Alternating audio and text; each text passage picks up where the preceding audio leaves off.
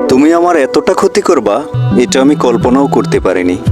তুমি প্রথম থেকেই যদি বলতা যে তুমি আমার লাইফে থাকবা না, চলে যাওয়া মাঝপথে আমাকে ছেড়ে দিয়ে, তাহলে আমি আত্মসমর্পণ করতাম অনেক আগেই। তুমি তো সেটা করলা না। তুমি উপরে উপরে ভালো থেকে পিছনে পিছনে আমার ঠিকই ক্ষতি করে গেছো।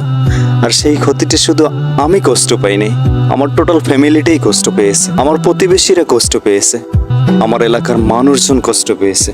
কারণ খারাপ হতে পারি আমি তোমার চোখে, বাট আমার ফ্যামিলির কাছে আমি একটা ভালো মানুষ ছিলাম, আমার প্রতিবেশীর কাছে আমি একটা ভালো মানুষ ছিলাম, আমার এলাকার মানুষের কাছে আমি সত্যি একটা ভালো মানুষ ছিলাম।